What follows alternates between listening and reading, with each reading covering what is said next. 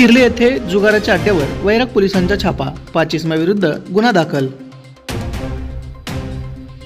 वैराग भागात पिसाळलेल्या लांडग्यांचा धुमाकूळ, वन विभागाचे सतर्कतेचे आवाहन।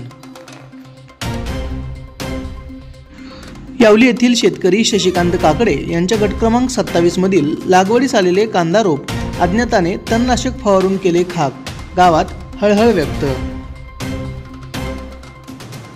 ओनली समाजसेवा संस्थेकडून मुख्यमंत्री सहाय्यता निधीमध्ये 11,000चा धनादेश बार्शी तहसीलदारांकडे सुपूर्द। प्राथमिक आरोग्य केंद्रात वैराग पोलीस स्टेशनच्या कर्मचाऱ्यांसाठी आरोग्य तपासणी शिबिराचे आयोजन। राऊत होमिओपॅथी हॉस्पिटलच्या 23व्या वर्धापन दिनानिमित्त होमिओपॅथी औषधोपचार व व्यसनमुक्ती शिबिर संपन्न, रुग्णांना 50% सवलतीत औषधांचे वितरण।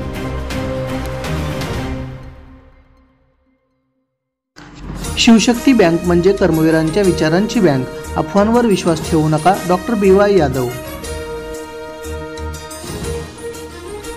कळंबवाडी पाझर तलावाच्या सांडव्यात मळणी यंत्रासह ट्रॅक्टर पलटी। पाण्यासाठी बार्शीकरांचा रास्ता रोको, नागरिकांचा नगरपालिका प्रशासनावर आक्रोश। बार्शीत इंडियन रेड क्रॉस सोसायटीकडून 30,000 पूरग्रस्तांना पालकमंत्र्यांच्या उपस्थितीत दिवाळी किटचे वाटप।